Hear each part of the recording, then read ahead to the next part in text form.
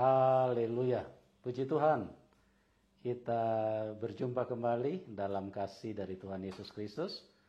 Dan pada malam hari ini saya tentunya tidak sendirian, karena saya bersama dengan narasumber yang spesial. Dan memang kerinduan kami supaya terus bisa berbagi kepada teman-teman yang ada di dalam link ini, karena itu adalah tanggung jawab kami.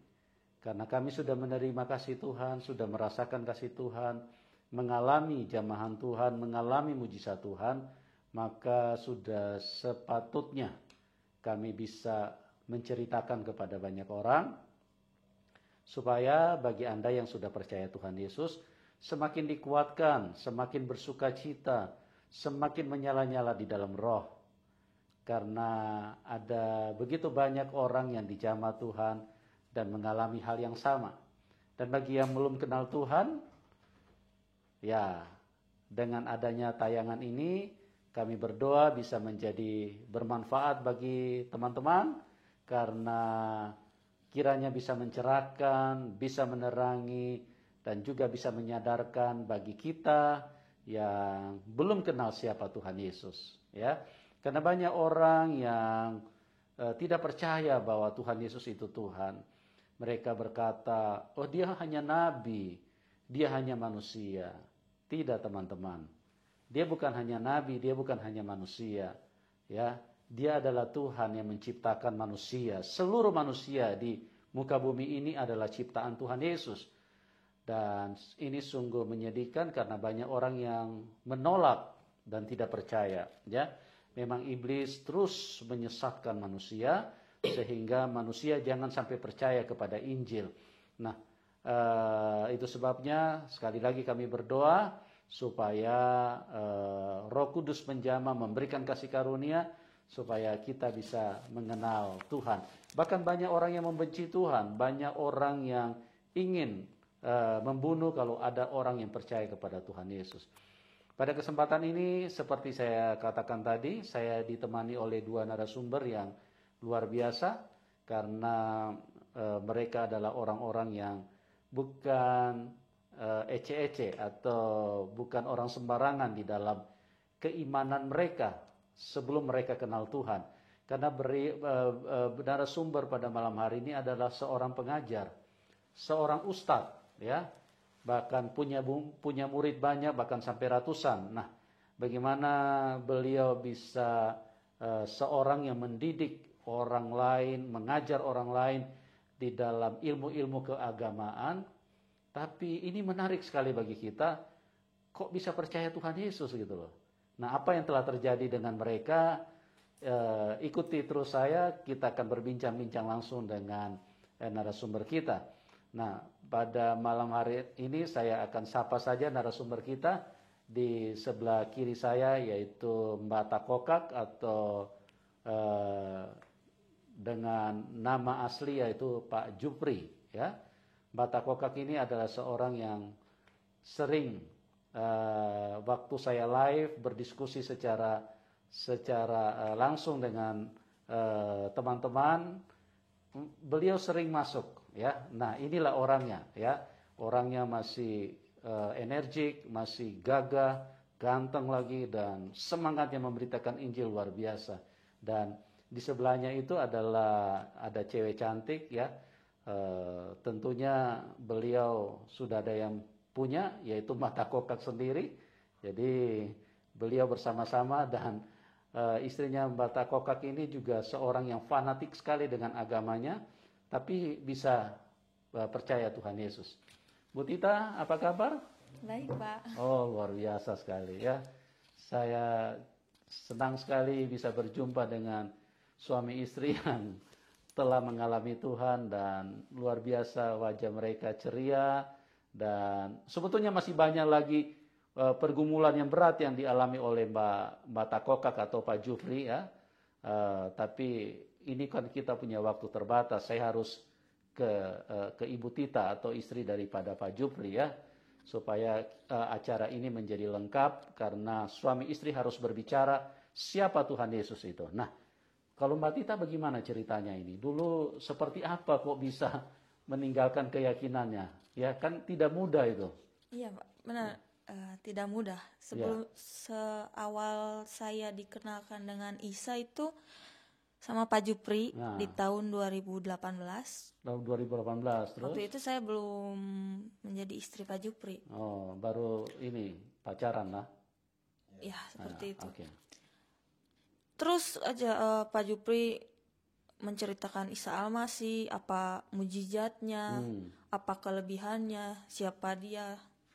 Dari tahun 2018 awal itu sudah didoktrin sama Pak Jupri. Ya, diberitahu lah. Diberitahu, tapi ya. saya tidak langsung menerima kan, menolak, malah mengejek. Iya, masuk kiri keluar kanan. Malah mengejek. Plus mengejek. Plus mengejek juga. Oke. Karena kan background dari awal dari kecil Muslim. Meskipun saya bukan Muslim yang taat, tapi saat itu saya memegang teguh Muslim, agama prinsipnya Muslim itu agama yang paling terbaik. Setelah 1 tahun ya kalau nggak salah, selama 1 tahun itu saya masih belum percaya, tapi sudah ada benihnya, ada ayat yang nempel di kepala, ada sempat kalau lihat-lihat video-video tentang Yesus. Kalau sebelumnya kan jangankan untuk melihat sebentar, langsung dilewat saja kan. Tapi karena sudah ada benih-benih mungkin dari Pak Jupri informasi, sudah mulai lihat YouTube tentang Isa, mulai baca-baca sedikit-sedikit. Meskipun pada saat itu belum betul-betul percaya. Saya diberikan kepercayaan sedikit meningkat itu saya dengar dari teman saya yang berbeda keyakinan. Dia menyampaikan, jika kamu mau percaya Yesus, coba berdoa seperti layaknya kamu meminta sesuatu kepada orang tua. Jangan meminta sesuatu yang melebihi kapasitas kita. Mengalir aja berdoa. Saya dari sana mencoba praktek, Pak. Karena posisi itu kan saya kerja. Sama Pak Jupri kan belum menikah. Saya punya anak dari mantan suami yang dulu. Kerjaan saya untuk gaji mungkin tidak cukup. Permasalahan ekonomi, permasalahan keluarga, banyak lah. Sampai saya berdoa di motor saat itu, dibonceng sama bapak saya. Saya membuktikan apakah benar kalau saya meminta atas nama Isa Al-Masih, doa saya akan dikabul. Saya coba berdoa dengan nama Isa Al-Masih, apa keluh kesah saya, apa yang saya butuhkan. Saya meminta bantuan. Pada saat itu seminggu setelah saya berdoa itu saya dapat dikasih jawaban, Pak. Saya kan memintanya masalah pekerjaan. Selama 1 minggu itu saya 3 kali ditelepon salah satu perusahaan untuk masuk ke perusahaannya. Yang gajinya lebih baik dari sebelumnya yang saya kerjakan. Awalnya saya juga tidak menerima, pas ditelepon 1 kali saya tidak menerima. Tidak menerima dulu itu pekerjaan. Saya doa lagi sama Isa Al-Masih. Apakah ini yang harus saya ambil? Saya mau jawaban lagi. Dan selang 3 hari ditelepon lagi sama perusahaan yang sama. Dan finishnya saya minta lagi berdoa. Ya Isa Al-Masih, kalau ini jalan dari Engkau, saya minta 1 petunjuk lagi. 3 kali lah saya ditelepon sama perusahaan yang sama. Yang sama. Dengan gaji lebih besar. Gaji lebih besar. Dahsyat sekali. Jadi teman-teman, Tuhan Yesus itu bisa dibuktikan, ya. Karena Tuhan Yesus itu bukan pribadi yang hanya tertulis di dalam buku, tapi Anda bisa buktikan sendiri. Karena dia Tuhan yang hidup. Jadi dia Tuhan masa lalu, Tuhan hari ini, dan Tuhan masa depan. Dia tidak pernah berubah. Kita berdoa, dia maha mendengar, dia tahu. Bahkan tidak keluar dari mulut kita pun dia tahu hati kita. Itulah Tuhan yang menciptakan kita. Jadi Mbak Tita ini, kenapa dia bisa percaya kepada Tuhan Yesus? Dia bisa percaya kepada Isa Al-Masih itu adalah Tuhan, karena terbukti sampai 3 kali loh. Ya. Nah, terus bagaimana itu kelanjutannya? Setelah itu saya ambil pekerjaan itu, ada kurang lebih 1 tahun. Ya. Di tahun 2019 saya memutuskan menikah. Menikah dengan Pak Jupri. Ya. Oke. Menikah dengan Pak Jupri, setelah menikah masih tetap di Bandung kan. Saya masih tetap bekerja, Pak Jupri masih dengan aktivitasnya. Pada saat tahun 2020 akhir, saya keluar dari pekerjaan. Karena saya kan sering, Pak. Ya. Selama saya mengenal Isa Al-Masih itu saya sering pindah kerjaan. perusahaan. Iya, tidak melebihi 1 tahun paling lama saya selama kenal Isa Al-Masih dari tahun 2018. Karena berpikir bahwa Isa Al-Masih ini pasti selalu menolong kan? Iya. Jadi keluar aja nggak apa-apa, pasti dikasih lagi. Iya, tahun pertama saya belum percaya ya. Tahun pertama saya mengenal Isa Al-Masih, saya keluar masuk pekerjaan, saya itu masih merasa kok gini ya. Saya kerja harus bolak-balik, pindah kosan, pindah pekerjaan. Saya merasa kesal, Pak. Kok gini? Tapi tahun kedua setelah saya percaya, memutuskan untuk ikut Isa Al-Masih, ada rasa, udahlah, mungkin ada rasa ikhlas, Pak. Mungkin itu bukan rezeki saya, mungkin ini jalan dari Isa Al-Masih, karena dia mungkin tahu pekerjaan ini kurang baik, ada di luar sana yang lebih baik. Karena pasti Isa Al-Masih akan menolong saya. Seperti itu. Di tahun 2020 awal saya keluar dari pekerjaan saya yang di sini terakhir di Cimbuleuit, dan memutuskan pindah ke Kalijati bersama Pak Jupri di sana. Saya tinggal bersama orang tua Pak Jupri. Saya selama 2 bulan di sana tidak bekerja. Saya mencoba lagi melamar pekerjaan, akhirnya dapat. Setelah 2 bulan di sana saya bekerja. Ya, itu tantangannya. Tantangan sekaligus pertolongan Tuhan terjadi di hidup saya selama tinggal di Subang. Iman saya semakin ditingkatkan itu setelah saya tinggal di Subang selama 1 tahun. Karena banyak rintangan, banyak cobaan. Itu dari ekonomi, dari keluarga, dari lingkungan, dari tempat kerja. Karena saya di tempat kerja, Pak, yang waktu di Subang, mungkin kalau dibandingin sama teman-teman kerja saya yang lain, perekonomian saya mungkin paling bawah, Pak. Bagaimana sih kalau perekonomian paling bawah? Kebanyakan orang-orang di atas saya. Ada rasa tertekan juga. Ada rasa tertekan, ada kata-kata yang sedikit menyinggung. Karena kan mereka sedikit banyaknya tahu masalah pribadi saya dengan Pak Jupri. Adalah omongan yang kurang mengenakan. Apalagi di rumah. Di rumah kan di rumah juga kan saya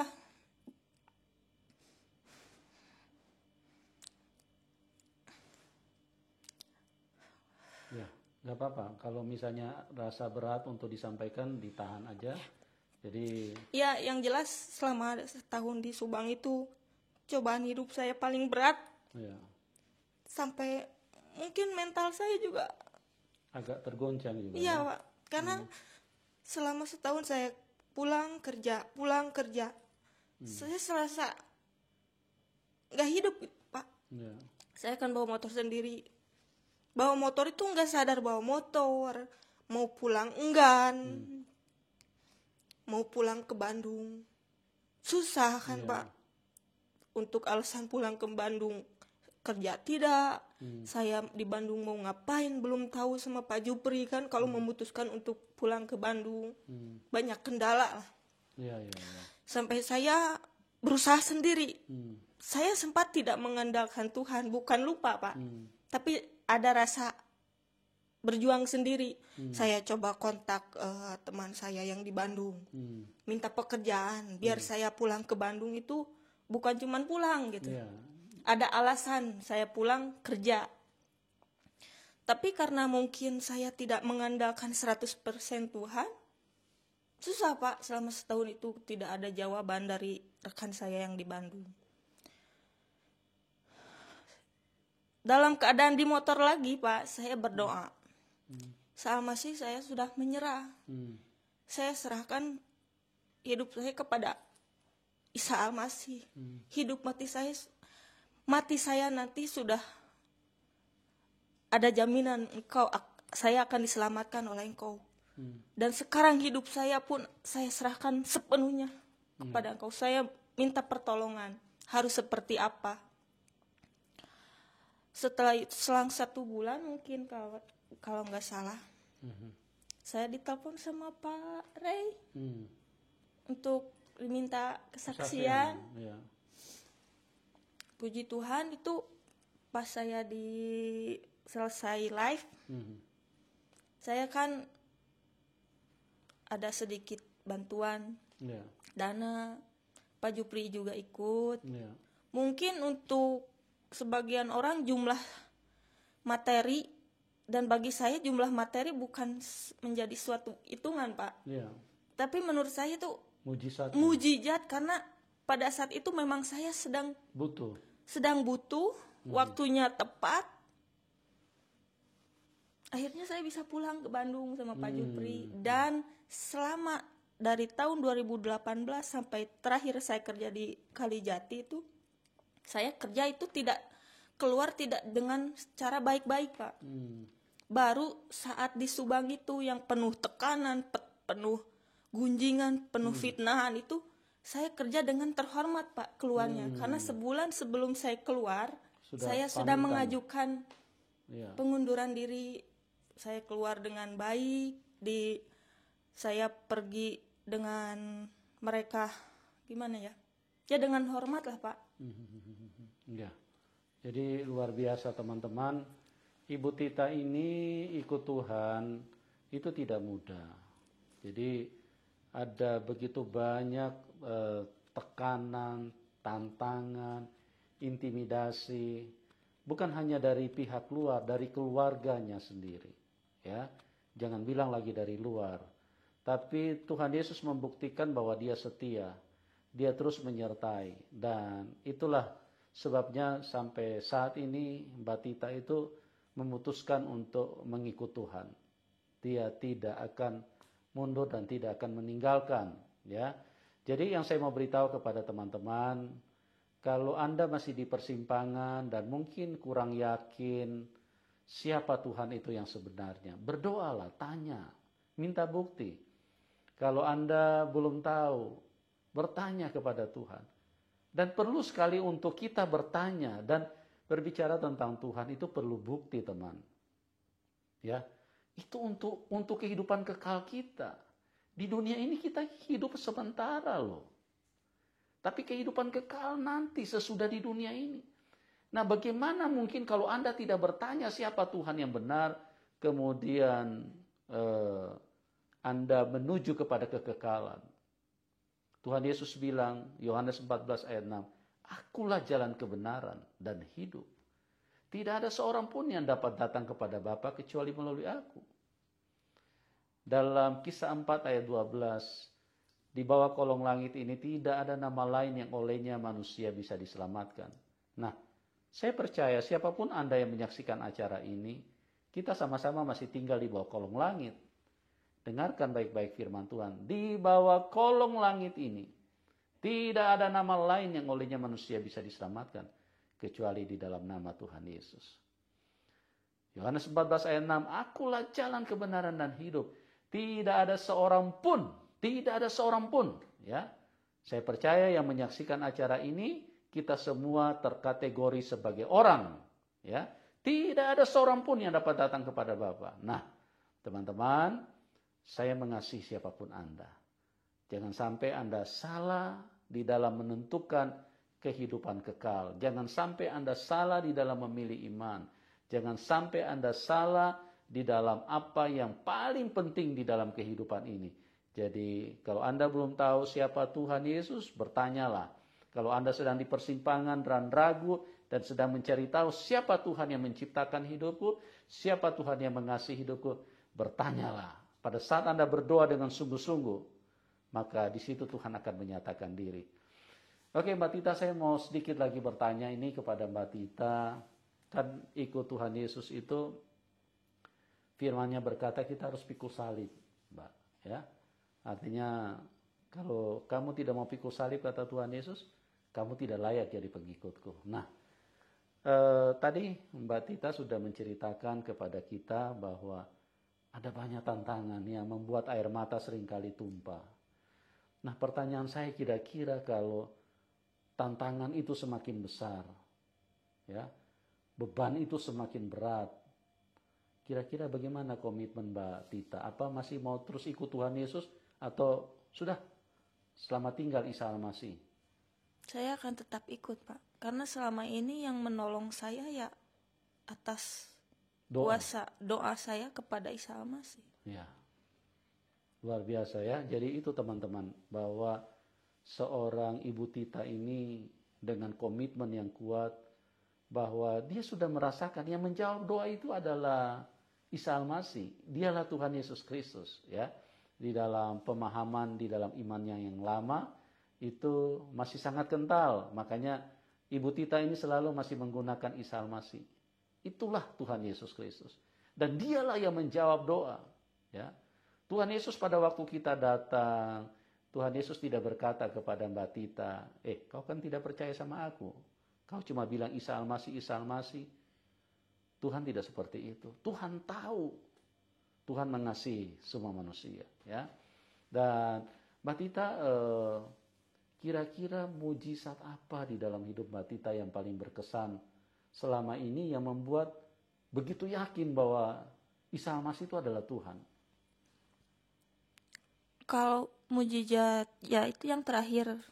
Karena itu kan tahun kemarin 2021 sebelum pindah ke Bandung, itu mujizat dari Tuhan. Saya ditolong, nama saya baik di tempat pekerjaan, di keluarga mungkin memang belum bisa membuktikan yang bagaimana, tapi saya bisa setidaknya saya bisa membuktikan kepada keluarga yang menganggap saya sama Pak Jupri tidak akan mampu, ternyata bisa. Terus kalau yang sebelum-sebelumnya itu waktu bapak saya dioperasi itu, yang waktu kesaksian di channelnya Pak Yus. Ya, itulah teman-teman, terbukti bahwa Tuhan Yesus itu pembuat mujizat. Bagaimana kita bisa percaya dia Tuhan? Iya, tidak ada jalan lain. Dia harus membuktikan dia pembuat mujizat. Kenapa disebut mujizat? Karena itu tidak mampu dilakukan oleh manusia. Makanya mujizat itu sesuatu yang adikodrati, sesuatu yang supranatural. Jadi kalau Tuhan Yesus pembuat mujizat, berarti dia itu adalah Tuhan sendiri. Karena tidak ada sesuatu yang bisa melakukan yang lebih besar daripada apa yang kita pikirkan kecuali Tuhan. Dan kalau setan itu sangat jahat. Setan tidak akan menolong manusia. Tapi kalau Tuhan Yesus, dia adalah pribadi yang baik. Dia mau menolong siapapun Anda. Latar belakang apapun imanmu, dia mengasihi Anda semua. Apapun latar belakang dompetmu, dompet tipis, dompet kosong, dompet tebal, dompet robek pun, Anda tetap dikasihi Tuhan. Ya, pendidikan tidak menjadi masalah. Mau sekolah dasar, sekolah TK, tidak berpendidikan juga, tetap Tuhan sayang. Ya, Tuhan mengasihi kita semua. Dan pada malam hari ini kita bersyukur, kita diberkati dengan luar biasa oleh dua narasumber, bagaimana mereka mengalami Tuhan secara luar biasa. Dan teman-teman, jika Anda diberkati dengan apa yang disampaikan, jangan lupa dukung narasumber, yaitu Pak Jupri dan Ibu Tita, karena mereka saat ini bukan saja menerima Tuhan, tapi mereka menjadi pemberita Injil. Ya, terima kasih buat Pak Jupri atas kesaksian yang luar biasa. Saya sangat diberkati, saya sebagai hamba Tuhan, saya juga dikuatkan Pak dengan apa yang Bapak sampaikan. Mbak Tita juga terima kasih banyak. Percayalah bahwa Tuhan Yesus itu setia. Apapun yang Mbak Tita doakan, itu sebelum Mbak Tita berdoa, Tuhan sudah tahu. Ya, Tuhan akan membuktikan bahwa Dia akan menggendong, Dia akan menyertai kita. Ya, Mbak Tita ya, tetap semangat ya, sukacita terus ya di dalam Tuhan. Itulah teman-teman, ya, saya berdoa juga buat Anda semua supaya Anda mengalami kasih karunia Tuhan, diberkati. Dan sekali lagi jangan lupa dukung narasumber, nomor rekeningnya kami taruh di layar deskripsi. Oke, kita akan berjumpa di program selanjutnya dan Tuhan Yesus memberkati kita semua dan salam kemenangan. Haleluya. Amin. Amin.